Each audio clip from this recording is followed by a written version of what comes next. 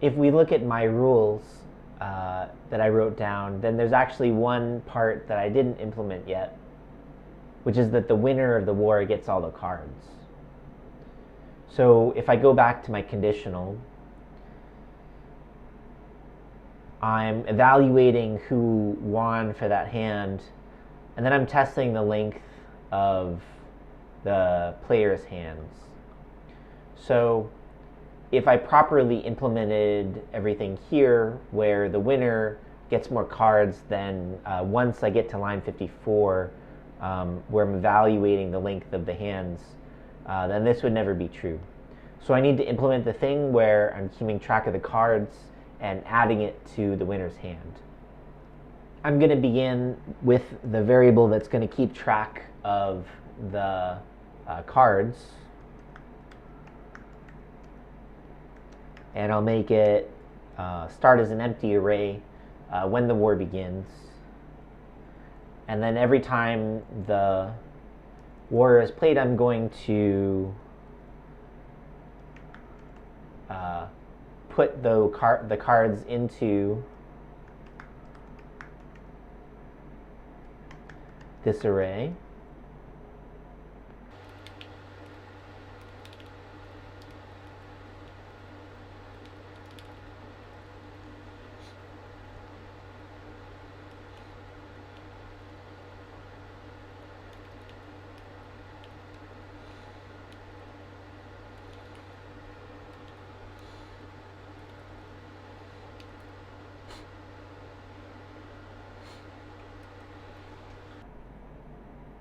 The next step is to add this array to the winner of the war. So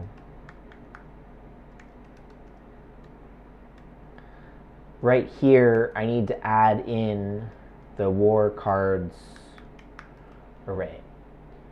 So the next thing to know is that in JavaScript, there's no easy way to take all the values. What we actually want to do is take all the values inside of war cards and put them inside of player hand. I can't just do this because push is for adding a single value. So then I would be putting an array inside of this array, and that's not what I want. I want to take all the values in war cards and put all those individual values, push all those individual values into player hand. The easiest thing for me to do is just to write a loop that takes all the values from one array and puts them into another array. And I'm going to do this in a function. It's going to be easier and more compact that way, and I can think about the code more separately. So I'm going to write the input to this function is the array that I'm adding to and the array that I'm adding from.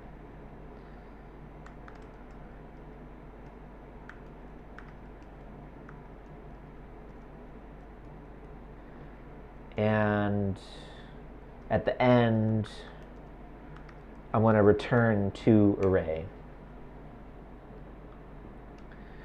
So now I'm going to write a loop.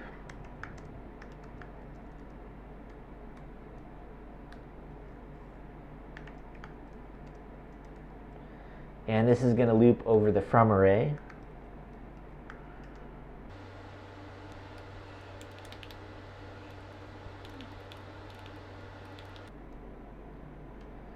And every time for each element or value inside of the from array, I'm going to put it inside of to array.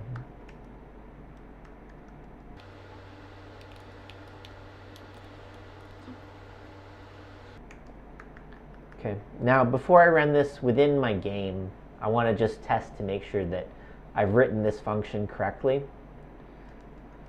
I've defined this, it's not defined inside of another function. It's a global function that I can get to from anywhere. I can look at it in the browser.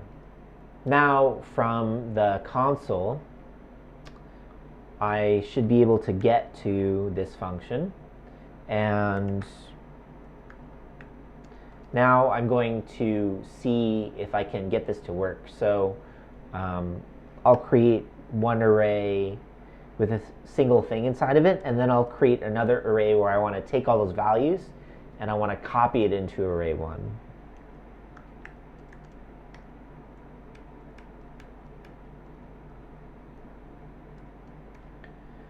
So I should be able to call my function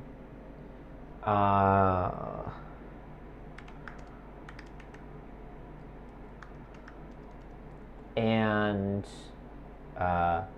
put in my values.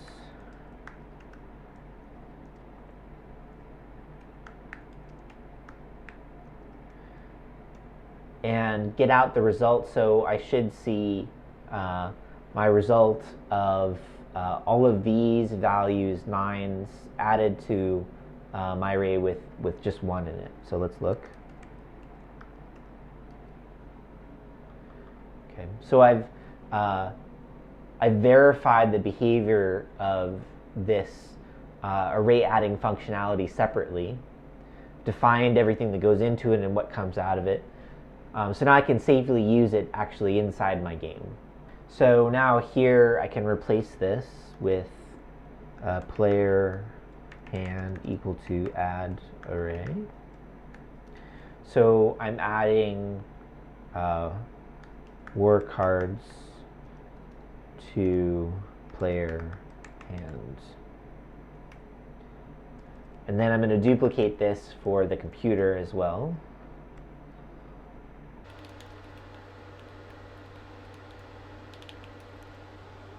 Now I should not see this game tie because this condition will no longer be true.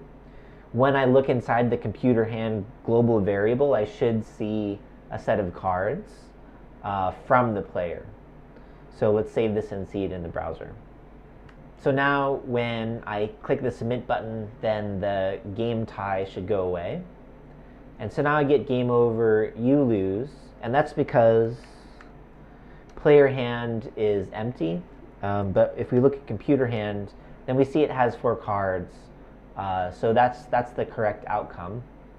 The next thing I want to test is when war ends and the game can still continue, it doesn't just end. So I need to add 1 more card to the deck.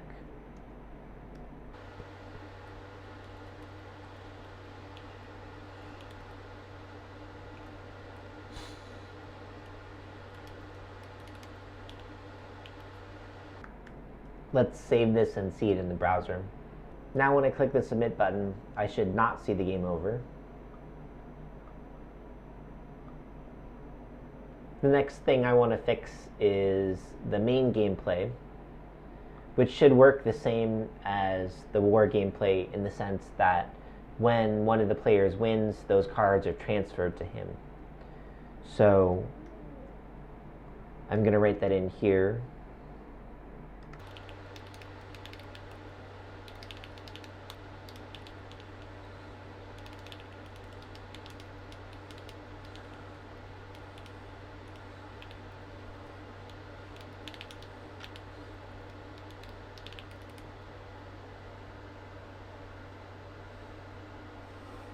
The next thing is that I want to add some output when the user wins.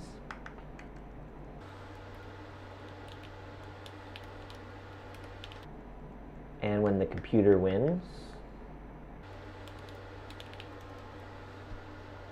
The next thing is that my rules don't explicitly state it, but when someone wins a set of the cards, then it's put into the bottom of their hand.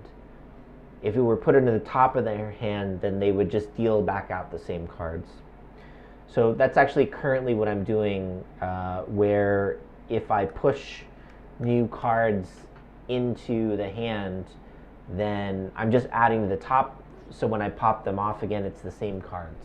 So what I actually want is to put the cards that they win into the beginning of the array. So the code to do that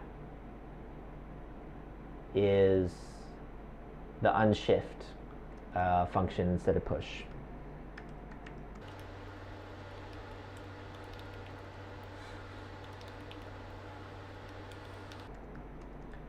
And I'm also using this in my add array function, so I need to change that as well.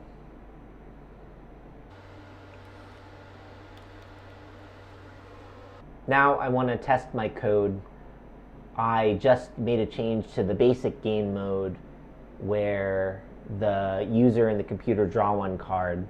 So I need to put the code back the way it was. I want to get rid of my test data. So I'm going to comment it out.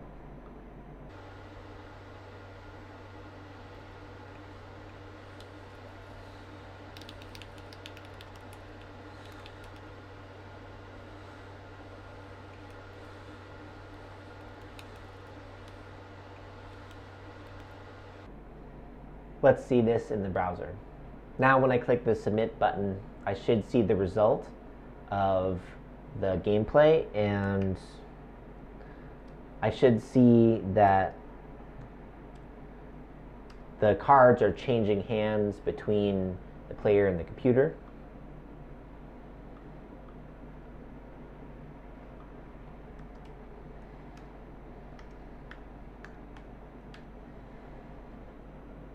Hopefully that gives you some insight into the process of working through a slightly more complicated card game.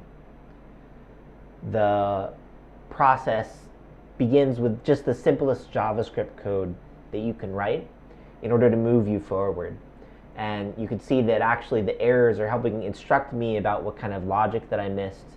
It's instructing me about what I actually wanted the game to accomplish. And it's helping push me forward. Before I had any of that, I needed to just make sure that I had a stable base, that I started with some JavaScript that I was sure that I needed. And once I had that, a simple deck of cards that I could deal from, then I could move forward from there and begin to figure out exactly what I wanted and where my assumptions were wrong.